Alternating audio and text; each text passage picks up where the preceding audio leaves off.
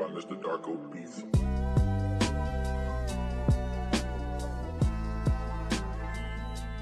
Welcome back. Welcome in New York. Back to the Post 90 podcast, back to the studio for the boys. It's been a few weeks for us. We have a game to talk about against the Revs. We have absolutely no transfer rumors that matter to talk about. Damn. Like one insignificant. That hits crazy. That hits crazy if that guy ends up signing with us, though. Is he a difference maker? No. And I guess what we're talking about is some random center back, I guess, who does have a bit of a resume, to be fair to him. I think he played at Middlesbrough, was like the peak of action that he's seen.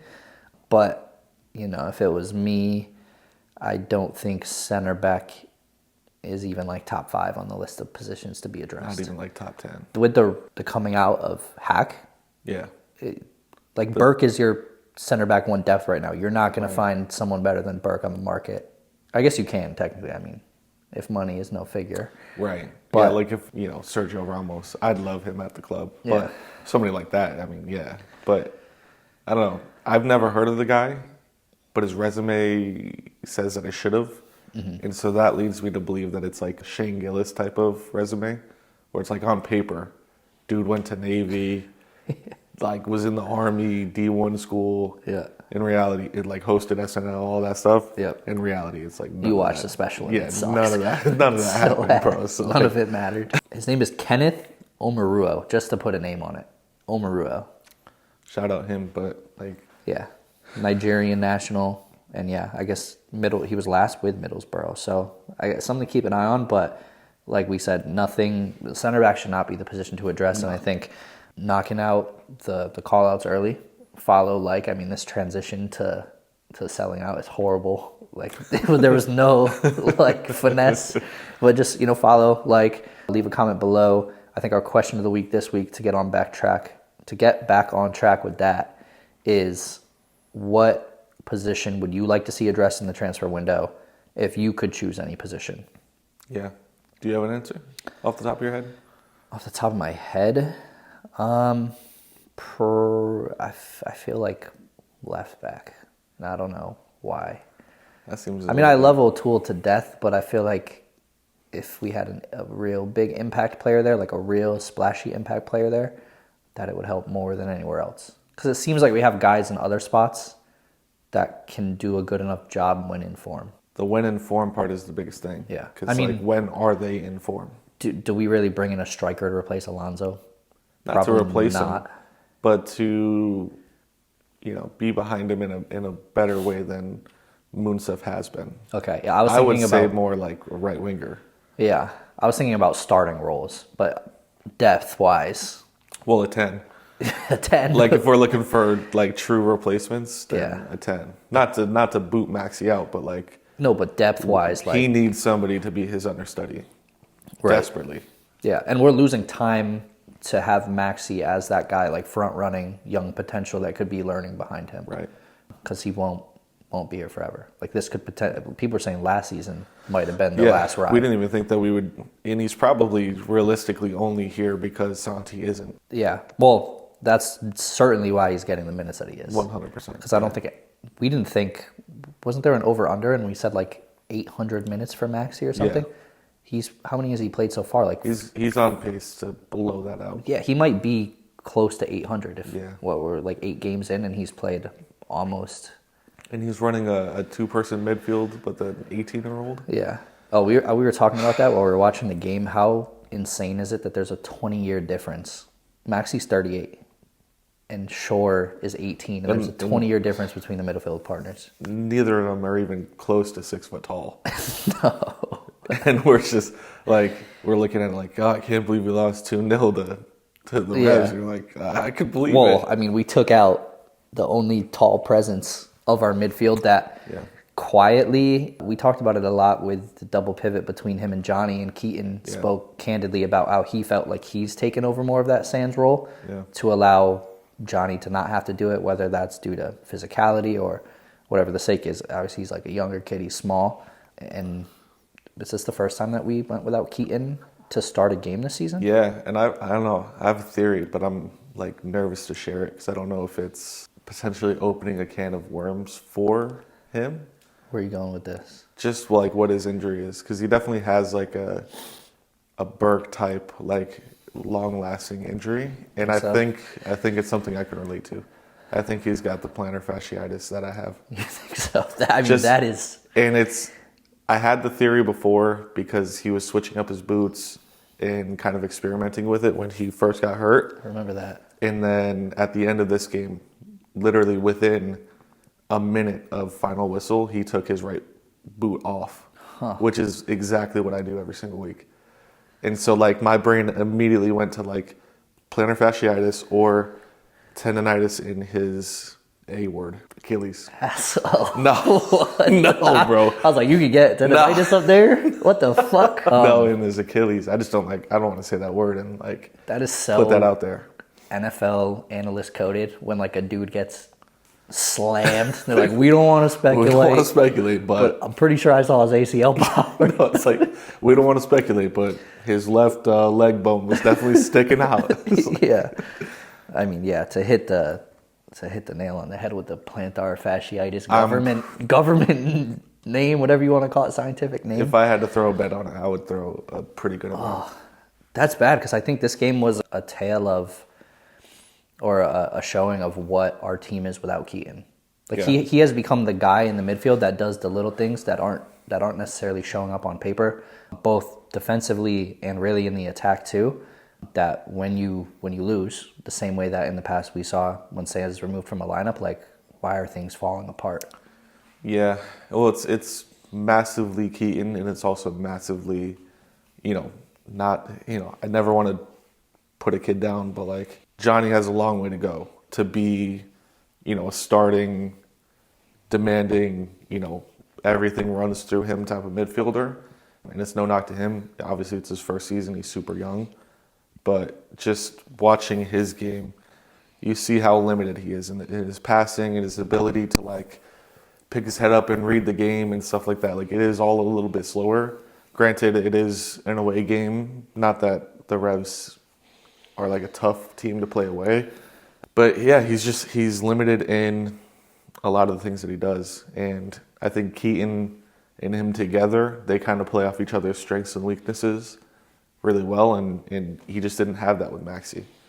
And Pascal, for whatever reason, chose to experiment this game. I mean, it's kind of hard to blame it on Pascal experimenting when if you know that Keaton can't go, like that is a major shakeup to the lineup, and you kind of have to address it accordingly. But obviously going with the not necessarily a 4-4-2, it seemed that way at times, but it also almost looked like sometimes Hannes was up at 10 and it looked Maxi was in the midfield with Johnny. It was weird. And Baki, and maybe this is just a factor of Baki's positioning, maybe not being the best, but like he was always on the right side of the field, like on the right line, and that's why I felt like it almost felt like he was out at right wing and we were doing something different. But if it was just experimenting and he was trying to try a new system or maybe call back to something that they did in the preseason, to me it just felt like this would be really poor timing to do something like that. Yeah, and like this was kind of a first strike for me, like a moment where I think for the first time I was like, I really do not agree with what Pascal chose to do here.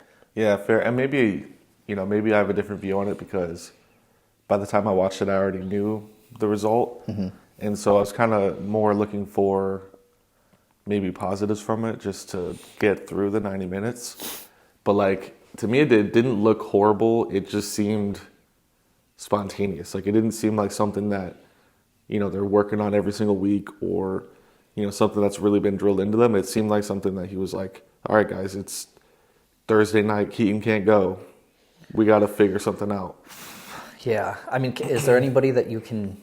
I mean, Pereira came back. He played. Pereira. Can you not just put Pereira in that Keaton hole and avoid completely shaking up the system on a cold, rainy away night at New England, which is, I don't know. I just can't get over the fact that it felt, we at least talked about how it should be a get-right game. Like these are the games that you have to prove it. Yeah. Like these are the away games where where you get your points against a pretty shitty team. And like if you can't go in there and do that, then it's kind of telling of it being like a pretty bad thing. So to not just like roll with what you have set up to just try to get that result and to experiment instead, it feels like a bad opportunity. Yeah, I think the problem there is if you know that both Keaton and Perea can't both go Do 90 or even 60 really, like you can't really put them in that position to be on the field and then put yourself in a pinch if it's the 60th, 70th minute and that guy can't go and now you don't have a replacement. Or even worse, like let's say an injury were to happen to somebody else on the field and now you have to use your subs elsewhere and you're putting this guy out there for more time than he's supposed to be playing. So it's kind of a tough position. I think the biggest problem is just the two teams that we have. Like there's two versions of NYCFC and it's super clear. It's the team at home and it's the team away. The team at home, I think I was seeing earlier, is the bottom 3 team in the league. If you just count our away results, I think we're 28th. Yeah, and NYCFC sent out some post-match notes, and I took a screenshot of it because as I was reading through them, it almost didn't make sense that it could be this bad. But I'll just read them out. They say, on the road, New York City has a record of 0-3-2, scoring 5 goals and conceding 9. Yeah. When conceding the first goal, we have a record of 0-2-1, which is not very bulletproof, I have to say. Like, we take the first bullet, and we just whimper at that point. Yeah. Like, and we haven't won a game yet where we've gotten scored on first. The last time that we won an away match, do you know when that was? Had to have been last season. Had to have been, I don't even know. Last September against the Red Bulls when we killed them 5-1. Yeah. But, like, that's a long time ago. And think about the fact that how many of those 5 goals are from just the Atlanta game? 3 or 4 of them? That's 80% of our goals on the road. Yeah. And then you look at our form at home, it's completely different. We're a top 10 team at home. And so the single thing holding us back from being a contender in the league is literally just getting results away from home. Yeah. And it's something that even eclipses Pascal himself. Obviously, I don't think this is It's a club thing. Yeah. And the last stat that they had there is in the last 11 away matches, so it's taking a portion of last season into account too, which does include the Red Bulls game, which I think is relevant here. Dating back to July of last year, when we're playing away, we have a record of 1-5-5, scoring 16 goals and conceding 20. And that one win was the Red Bulls with 5 goals. So if you take that away, if you take away that random game where we trounce our rivals 5-1, isn't something that regularly happens, then it'd be a record of 0-5-5, scoring 11 goals and conceding 20. It's horrible. In 10 games. That is like fully draw merchant behavior. Yeah. I don't know. I feel like I'd love to go back and look at the championship season and how we were on the road, which I know we weren't perfect. A lot of the points that we did drop were on the road, but there were still massive games that we would go and win on the road. Well, end of season, It was all on the road. it was all on the road. Yep. The Goody moment was at Mercedes-Benz against Atlanta. Yep. And Ronnie had that September, October of miracles, where miracles are made. Just I can't remember the exact point total, but in like the last 8 games, it was just unbelievable. Yeah. Through the playoffs too. And Right. I mean, not to even talk about just the regular season and the championship season, every single one of our every single one of our playoff games except the first Right. at Yankee Stadium were away. Yep. Like we had some kind of, I don't know what it was, mentality or Something above bulletproof, apparently. yeah, there's something better. Life proof. So I don't know where that thing fell off, and I guess it kind of happened like it wasn't really noticeable until it got this bad. Because we always used to hail like we're road dogs, like this, like we go to your house, we fuck you up. I think and I we even, leave. in our virtual episode, I said we own Foxborough, like, because of what we did there, what we have done there. Yeah. And yeah, I don't know how you change that culture to be able to drive some success away from home. Like I don't know if it's a leadership thing, if it's coaching, if, they really are just that pressed about not warming up at home and being able to do their own thing all day or show up late to a game like Ojeda. I don't know how you fix it. Yeah, and like it has to be said, New England is also not an environment where you're like shivering on the way to the Right. stadium, like, oh no, it's You gotta it's the pay Benz. There's people. going to be 60K. Like, there's like 2,000 The people Revs there, bro. probably email people and like, we got $15 tickets for you guys if you want to come. Yeah.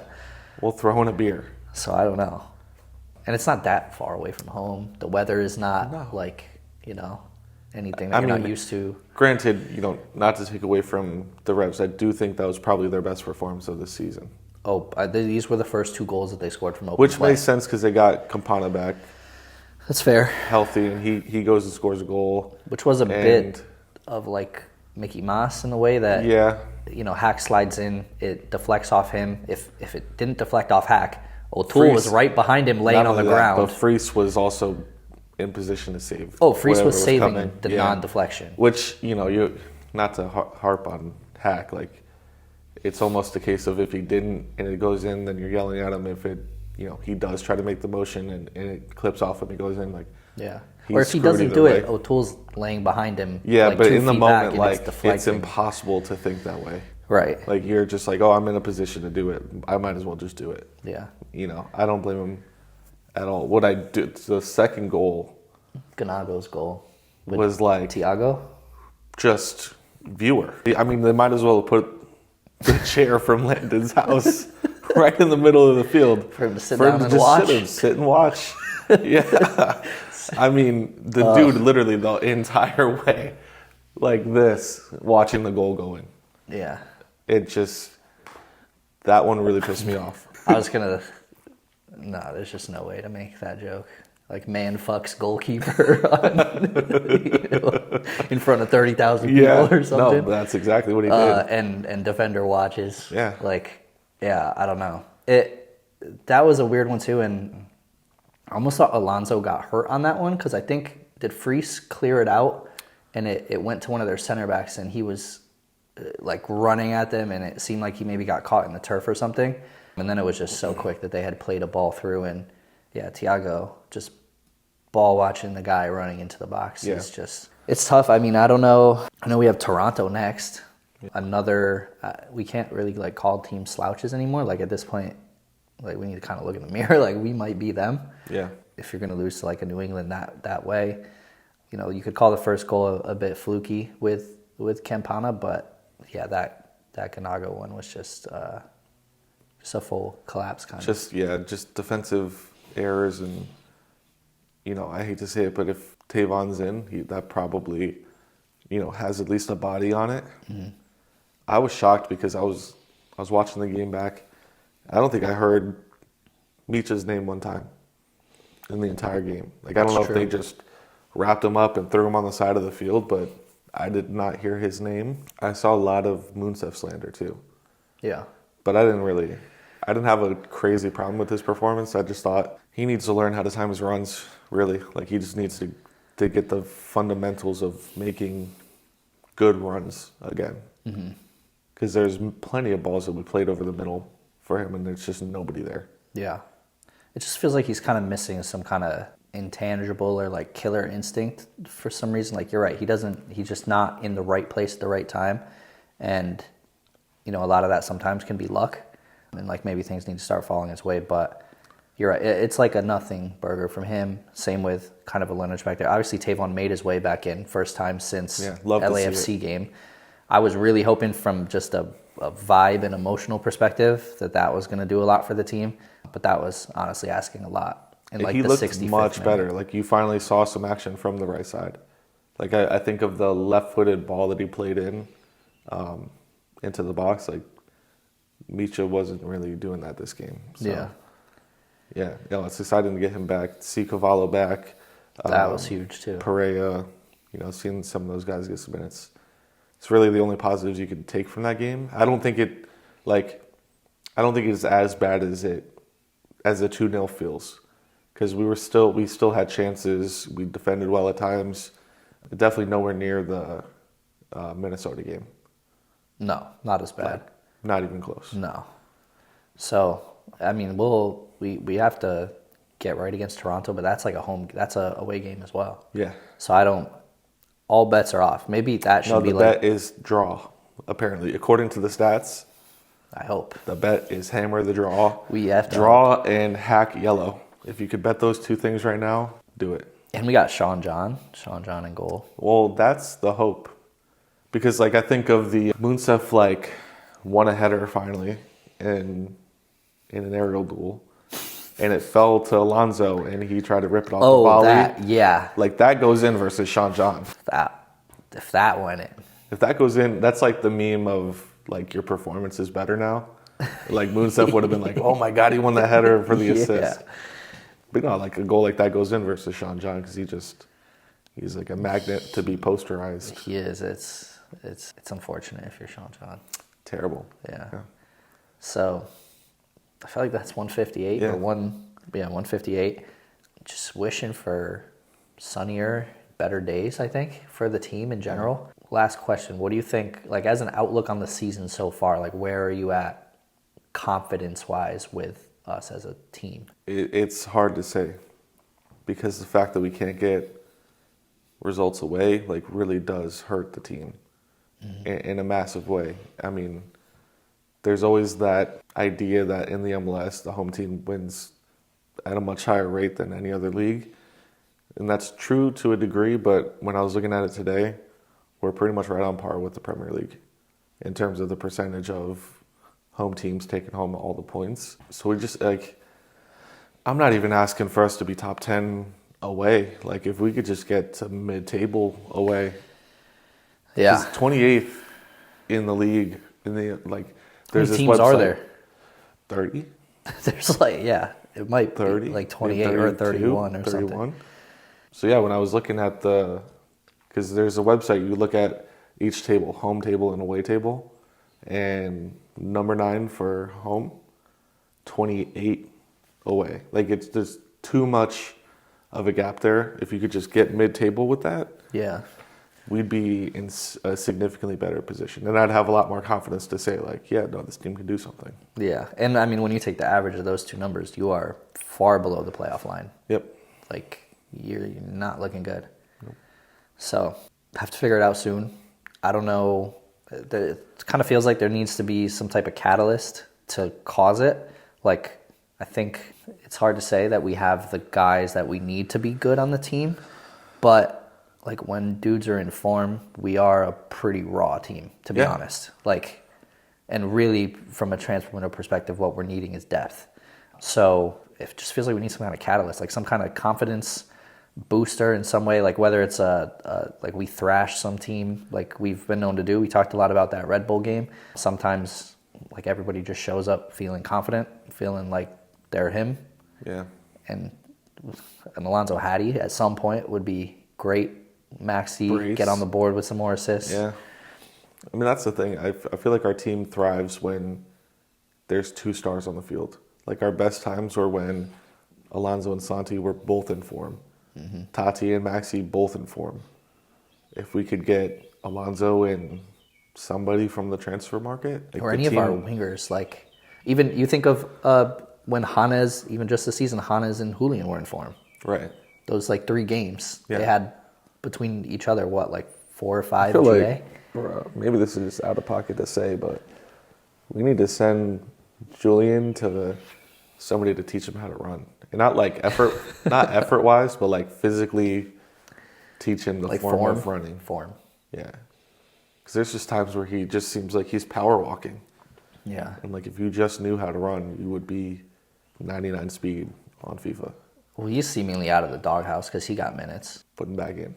Yeah. I mean, Burke didn't get minutes. So those were like, Hooley and Burke were the 2 players where they get subbed out in like the 40th minute against Minnesota, and Pascal's like, they just didn't show up to play. Yeah. Which is an indictment. Like, that is, yeah. I mean, if your coach says that to about sub you. somebody off in the 40th minute, like, that is the And then publicly, clearest message you could possibly send. yeah, like double down into the media immediately after. It's not good. So that's it. That's 158. That's 158. It's hard. It's like, how do you end an episode now? Because we already told people to follow our shit. I don't want to do it a second time. Now you can answer a separate question at this point because you've made it this far. Who is your biggest doghouse inhabitor?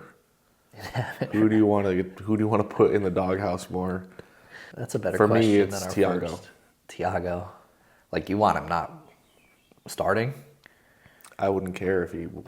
Holy moly. What a fall He's from had, grace. like, It's been 2 bro. games at least. And if he wants to feel a way about it, I would never want somebody to take it personally. But like, brother, you can't look me in the face and tell me you're proud of the performances since Minnesota. He's just so, like, Chanel coded to me. Like, once you pull that lever. I'm not out on Thiago. No. permanently. I'm not saying you're out on him.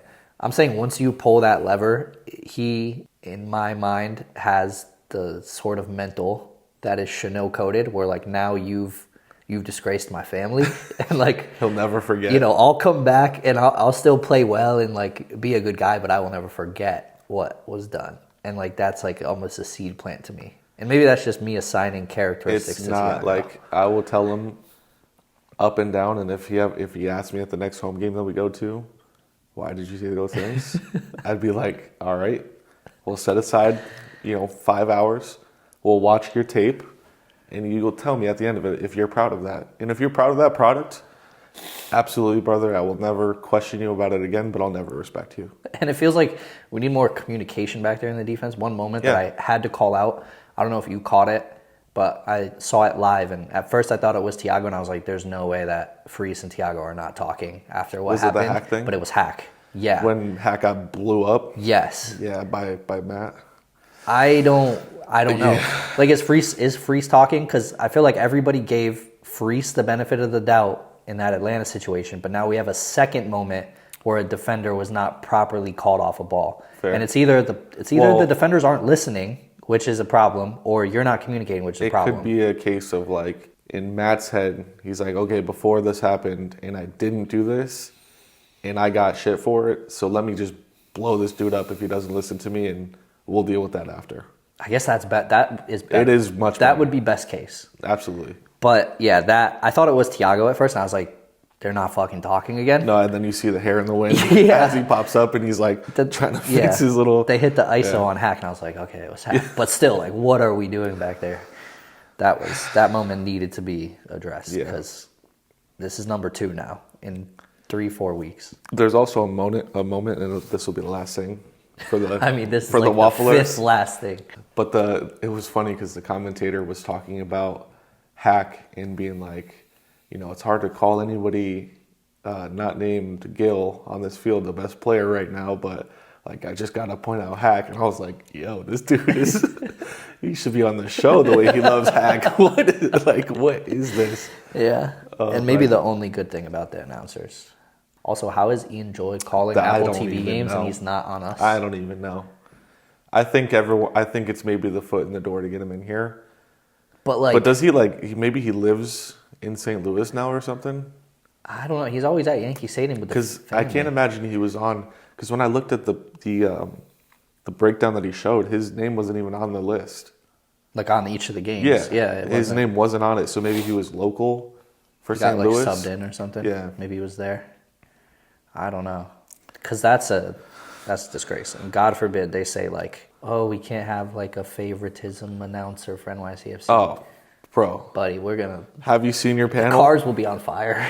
You might as well change the Apple logo red, bro. Change it back to its natural state. He's not lying. You're not lying. But no, what we need is a local broadcast. Not that I don't love who's doing it, because it's better than Red Bull's bullshit that we get. But I would really love just one local broadcast to be Ian and Joe. Yeah. Just one last time. Yeah. But I think it'll happen in the future. yeah, I don't know. We're all waiting for the stadium to drop. generational waffle. And we're just pretending that once the stadium drops that everything will be back to like 2015 state. Maybe. And that's what every fan is telling themselves. They just need by the way. they need one big signing, like maybe a Dybala or something like that. Or a Kevinho Kevin's gonna be retired by then, brother. by the stadium. Yeah. Oh, I mean, he could come this transfer window if They're talking crazy Sheik about him. wants to get his ass out of Manchester. They're talking crazy like he doesn't have it in his legs anymore. Who is they? The internet at Okay. large. But my internet has a lot of this to it. So I do have to say there are way too many NYCFC fans also speaking like that. for me to continue this episode without addressing it. That is just crazy. I mean, you are insane you would take, if you do not think that De Bruyne does not. He's better. It's better to have him in the building than not. Yeah, and it's better to have him playing every minute for our club than anybody Chicago's. else on our roster currently. Yeah. Yeah. No. I mean, I don't know why there was hesitation. best midfielder of all time. Some people say. I'm some people. It's like, last shot in the NBA Finals. Who you taking? I'm taking Iguodala. I'm taking Hack. Yeah. Martian have the death lasers pointed at the earth. Yeah. No, I would take it. Yeah, you'd be dumb not to take KD. Yeah, and they're citing Imagine injury. KD and Alonso. Yeah. Who are Maxi and Tati? Jesus. Never heard And of you know them. what? Throw in Lingard while we're in there. What? Who? Throw in Gvardiol? Lingard. Oh, I thought you Jesse. said Gavardiol. I was like, we need this. don't tease me with a good time. We need some bro. Jay Lings in New York. Yeah. I'm not going to lie. I messaged him on Instagram and I asked him to come to New York. Oh, what did he say? I had to hit you back immediately, I think. No. Still waiting. Still waiting on the response. All right. 158. Successfully waffled this episode. Yep. Like 14 minutes past what Yep. when we first said it was about to end. 6 last things. Yeah. Well, those are probably the best parts. So follow us, subscribe. Follow, subscribe, yeah. All the platforms, Apple Music, or Apple Pods, Spotify, YouTube, Twitter, Blue Sky, TikTok, Instagram. Anywhere you listen to audio, you can get us there. And we'll see you guys next week. Yeah, peace. Peace. Produced by Mr. Darko Beats.